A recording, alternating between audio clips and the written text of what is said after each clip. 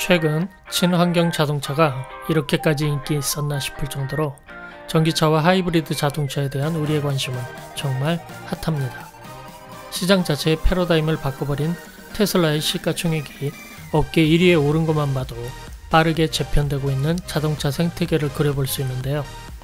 우리나라의 현대, 기아차도 대대적인 투자와 브랜딩, 다양한 전동화 자동차 라인업을 예고하며 이미 다가온 새로운 전쟁의 서막을 알리고 있습니다. 그런 의미에서 오랫동안 하이브리드 하면 첫 번째로 언급되는 토요타와 국내 SUV 판매 1위를 기록한 기아의 가벼운 탐색전을 준비했습니다. 아울러 당신의 토요타에 대한 환상도 끝까지 확인하시기 바랍니다. 안녕하세요. 모터매거진 하리보 유일한 기자입니다. 오늘 소개해드릴 모델은 얼마 전부터 생산을 재개한 기아 소렌토 하이브리드, 그리고 전통의 강자 토요타 라브4 하이브리드입니다. 디젤 게이트로 인해 하이브리드 모델이 주목을 받고 있는 이때 두 모델은 과연 어떤 모습을 보여줄 수 있을까요? 그리고 같은 하이브리드지만 어떤 차이를 보여주고 있을지 간단하게 알려드리도록 하겠습니다. 구독과 좋아요, 알림 설정 부탁드리겠습니다.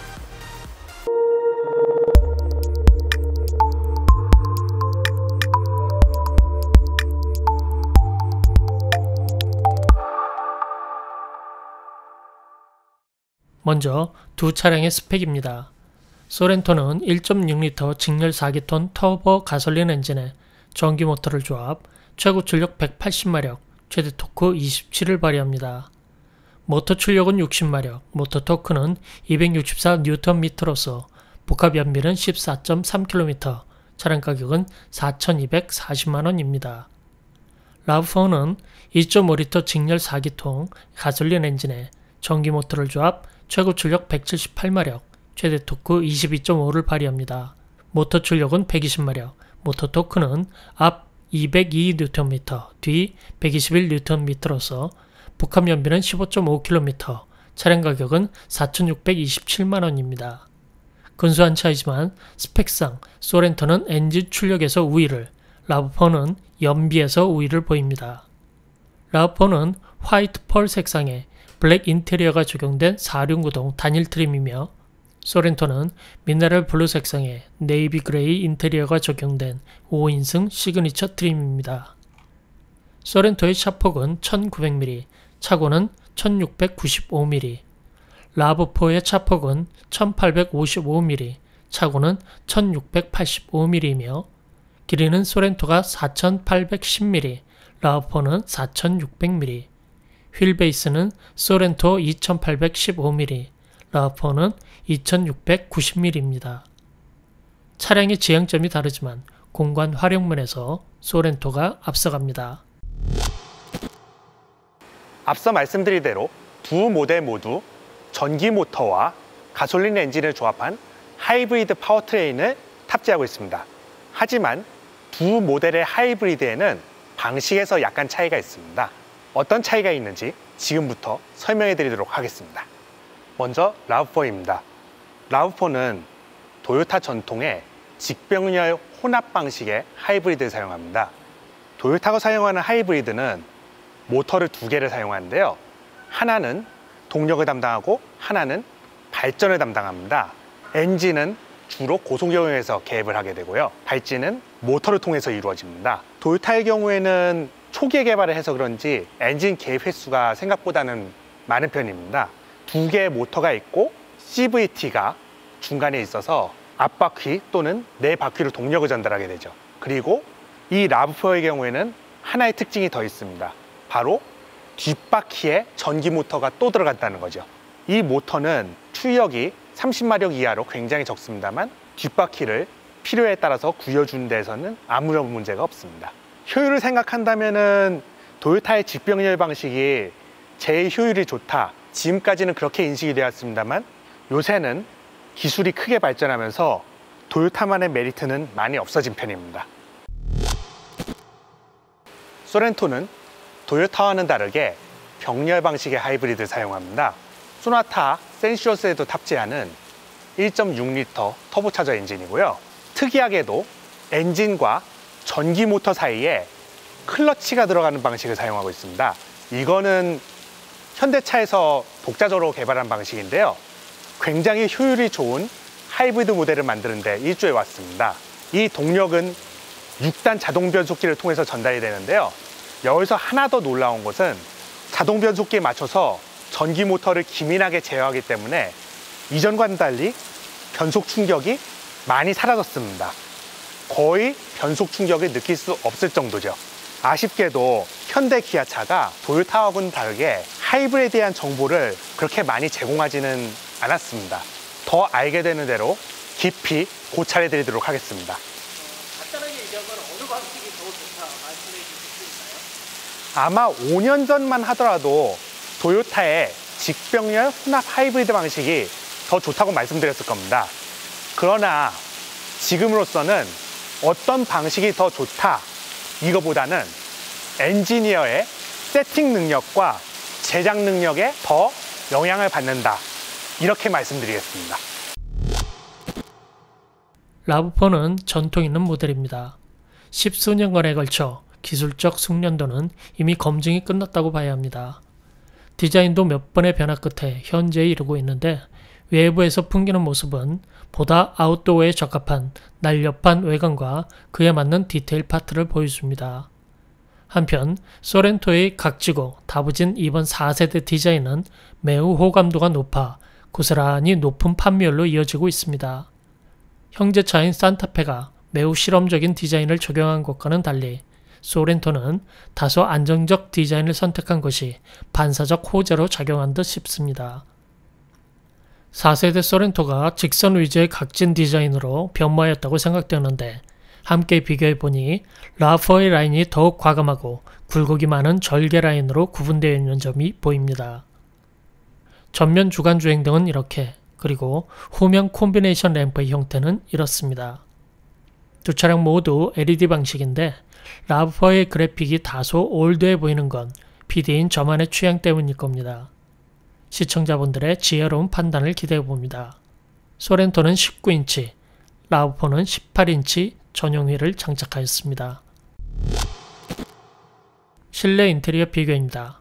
라브4의 실내를 살펴보겠습니다. 지금 이 인테리어가 1990년대 자동차의 인테리어가 아닙니다. 무려 지금으로부터 약 2년 전에 월드 프리미어를 진행했던 새 차의 인테리어입니다. 그런데 직접 눌러야 하는 트림 리터도 있고요, CD 플레이어도 있습니다. CD 플레이어가 있는 거야 그렇게 약점은 아닌데요, 그 밑에 있는 화면이 너무 작습니다. 기아 자동차에 있는 커다란 화면을 보다가 이 화면을 보고 있으면 정말 옛날 감성이 너무 많이 살아나는 것 같습니다. 게다가 버튼도 그렇게 친절하지는 않습니다. 심플하게 배치된 데다가 버튼의 경우에는 이렇게 고무로 감싸져 있기 때문에 조작하기 편한 것 같지만요, 볼륨 버튼이 돌아갈 때 딱딱딱 맞춰서 돌아간다는 느낌이 없습니다. 잘 만들어 놓고서 이런 데서 왜 약점을 노출시키는지는 모르겠습니다만 아무튼 그렇게 좋다고 생각되지는 않습니다. 물론 장점은 있습니다. 이렇게 대시보드에 고무 매트를 깔아 가지고 이렇게 물건을 되도록 흔들지 않게 만들었다는 거, 그 외에는 이 인테리어 자체에서 실망을 갖다가 지울 수가 없네요. 다행인 것은 시트는 그런대로 편안합니다. 시트는 편안한데 공간 자체는 넓지 않습니다. 그래가지고 뒷좌석도 그렇게 편안하지는 않습니다. 편안하다기보다는 넓어서 여유가 있다, 그런 느낌이 없다는 거죠. 소렌토를 라브4하고 비교한다. 적어도 시내에서는 소렌토의 완승입니다. 일단 계기판부터 풀 디지털 계기판인데다가 터치 스크린도 넓고 한눈에 보기 편하고요. 내장된 지도까지 비교할 필요는 없겠죠. 당연히 이거는 기아차의 압승입니다. 보면은 굉장히 깔끔해요. 깔끔하면서도 조작하기가 편하게 되었습니다. 무엇보다도 센터 터널 앞에 넓은 수납 공간이 있기 때문에 휴대폰도 넣고 휴지도 넣고 그래서 닫으면은 굉장히 깔끔해요. 이런 전체적인 구성이나 이렇게 다루기 쉬운 거, 그리고 디지털적인 면, 그런 걸로 봤을 때 라브4가 좋다? 그 느낌은 거의 없습니다. 아마 이거는 제가 아니라 어떤 분이 타시더라도 거의 똑같이 느끼실 거예요. 그럼 잠시 실내 각 파트를 비교해 보겠습니다.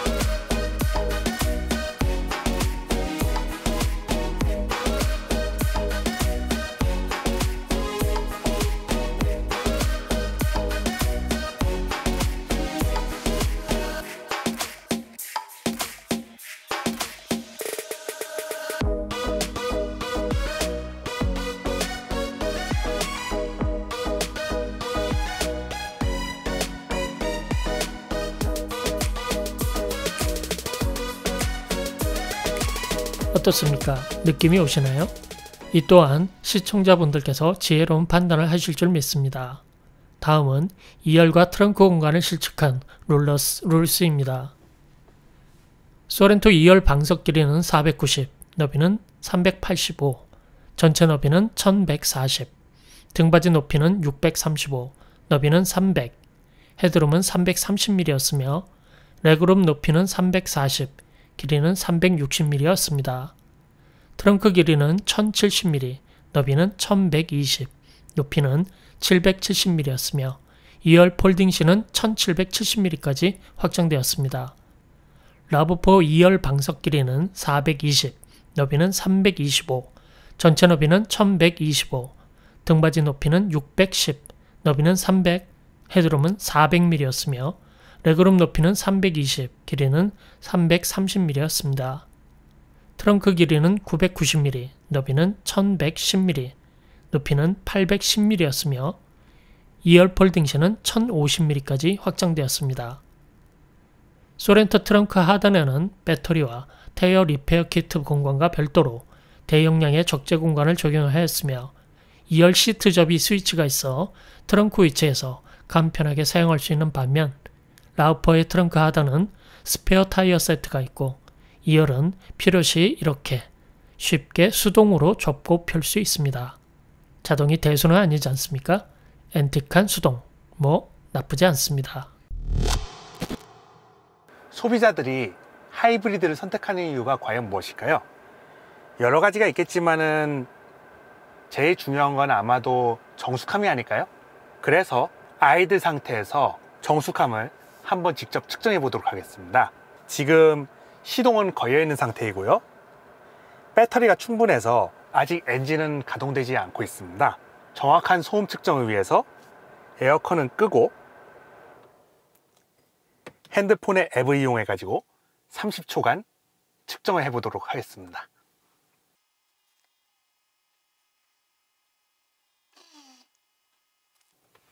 측정 결과 최고 수치 46dB 그리고 평균 수치 27dB이 나왔습니다. 다음은 라브4 소음 측정을 한번 해보겠습니다. 마찬가지로 에어컨을 끄고 휴대폰을 이용해서 30초간 소음을 측정해 보도록 하겠습니다.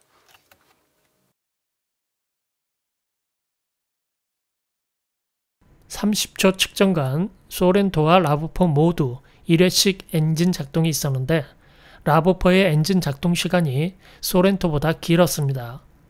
라브4의 평균 소음이 높은 것은 이것의 영향도 있다 판단됩니다. 1부 준비한 내용은 여기까지입니다. 다음 2부에서는 주행 성능 비교와 주행 간 소음 측정 결과, 그리고 토요타와 기아의 하이브리드 라이트 매치에 대한 모터 매거진의 결론을 말씀드리겠습니다. 계속해서 많은 기대 부탁드립니다. 고맙습니다.